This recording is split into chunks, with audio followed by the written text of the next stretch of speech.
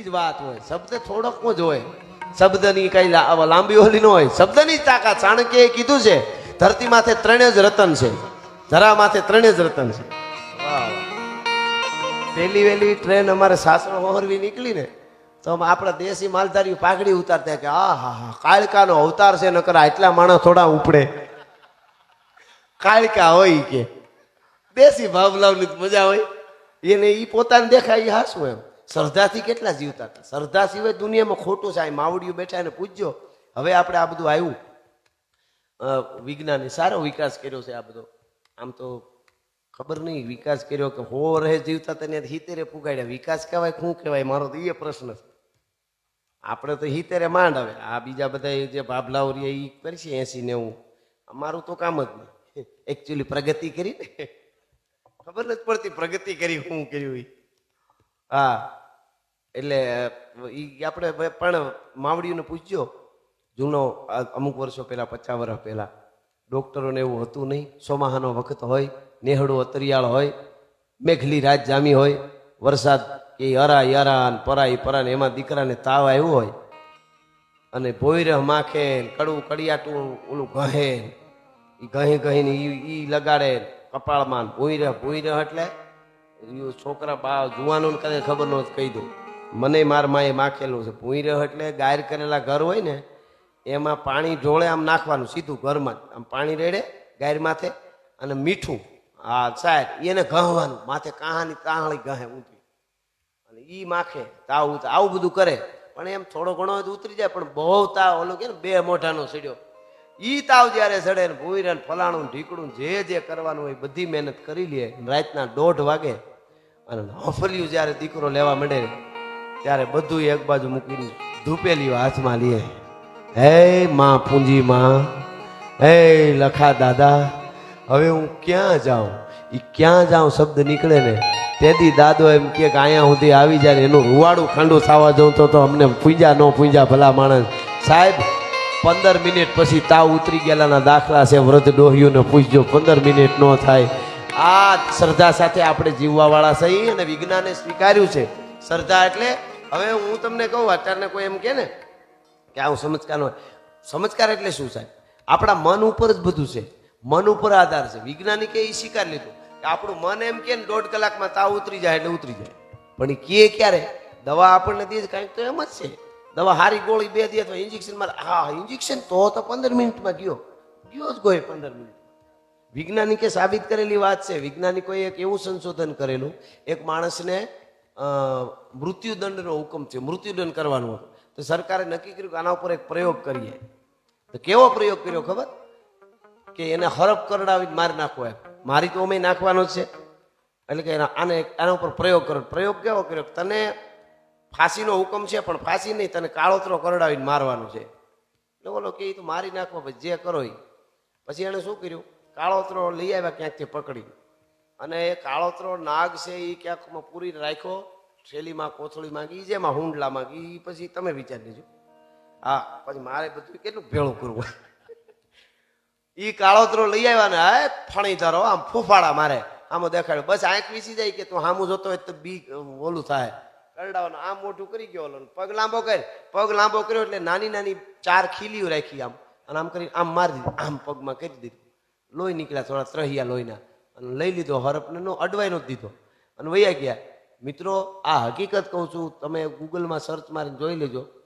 આ પ્રયોગ કરેલો છે અને એ પ્રયોગ એવો થયો કે 3 કલાકમાં એ માણસ મરી ગયો. અને એનું જ્યારે પોસ્ટમોર્ટમ કરે ને, લિબોટ્રીન કરવામાં આવ્યું ને, તેમાંથી કોબરાનું હળાહળ ઝેર એના શરીરમાંથી નીકળ્યું. બોલો, આ હકીકત કહું છું તમને. શું કામે ખબર? આપણા મને જે તૈયારી કરી એ સતત હું ઝેર કાળોતરો કર્યો એટલે આપણા શરીરમાં એટલી તાકાત છે, તમે ધારો એ ઉત્પન્ન થઈ શકે. તમે 6 મહિના કરો ને આ કેન્સર જેવું છે એટલે પછી રિપોર્ટ કરવાની જરૂર નહીં. એકચ્યુઅલી હોય જ, મન ઉપર બહુ આધાર છે.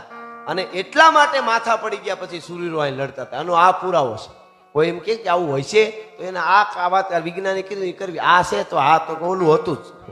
મોખડોજી ગોહિલ લડ્યો હોય, અમીરજી ગોહિલ લડ્યો હોય, માથા પડ્યા પછી રત્નો જોગરાણો લડ્યો હોય, લડે જ. શું કામે? આપણા શરીરને ભગવાને એટલી તાકાત આપી છે ને એને આપણે હાવ વેડફી નાખવું નકરું ઘણા જુવાન છોકરા અમુક તો શું કે હું કોઈના બાપથી નથી બીતો, આપણે એમ થાય સારી વાત કહેવાય. પછી કે અરે પણ કોઈના બાપથી નથી બીતો, આપણે એમ થાય બહુ સારી વાત. ગમે એને ગમે એ કહી દઉં તોય સારી વાત, આપણને એમ થાય વાઈડ હોય છે. ગમે એવડો મોટો માણસ ગમે એ કહી દઉં તો એમ થાય વાંધો નહીં, નકર ગમે એ કહેવાની વસ્તુ નથી તોય કઈ વાંધો નહીં. તો હું કે કરું હું મારા બાપને ગમે એ કહી દઉં તો તું તારા બાપના પેટનો જ નથી. હવે ઈ ક્યાં આજ રીતે ઠેકાણા તો હોય કે નહીં, કોને કહી દેવું કોને ન કહી દેવું એ તો ખબર હોવી જોઈએ કે નહીં. હા એવાય છે ઘણા, એટલે હું કહું બે ફાટા પડ્યા છે પણ ત્રણ જ ધરતી માથે રતન છે. સાણકીએ કીધું છે પેલું અન્ન, બીજું જળ ને ત્રીજું વચન. બોલવું જે બોલ બોલો મોલ હે બિન તોલે મત બોલ, પહેલે ભીતર તોલ કે ફિર બાહિર તું બોલ. તો આ સંસ્કાર, આ સંસ્કૃતિ, આ અમીરાત, આ ખમીરાત, આ પ્રેમ, આ ભાવ આપણે ક્યાંથી મળ્યા? મેઘાણીના શબ્દોમાં છે ને કેવું હોય તો મારી જનનીના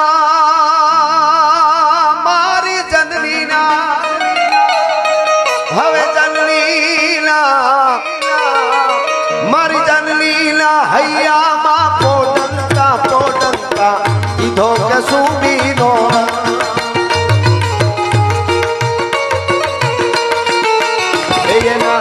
એના ધોલા ધાવણ કેરી ધારાએ પાયો સુબીનો રંગ, ધોરાજ મને લાગ્યો સુબીનો રંગ.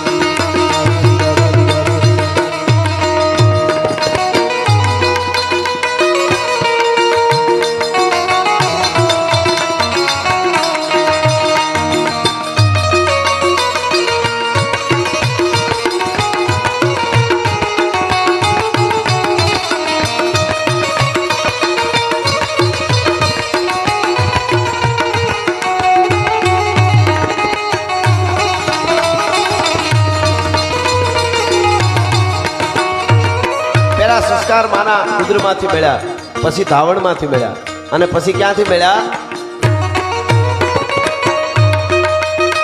મારી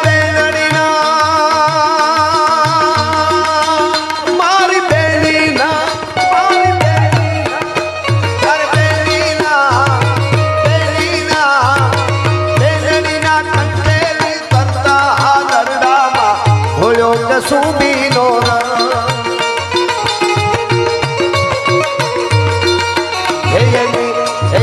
ભીષણ રાત્રિ કેરા પહાડો નિદ્રાડો એ જોયો સુબીનો રંગ, ધોરાજ મને લાગ્યો સુબીનો રંગ.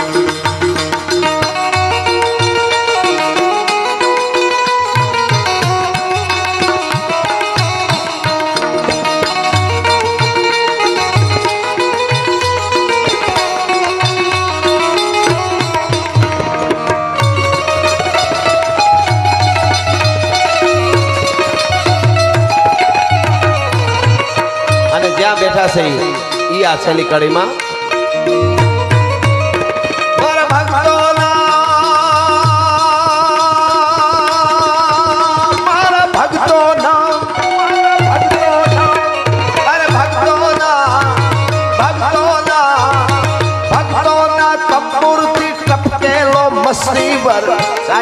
સુબીનો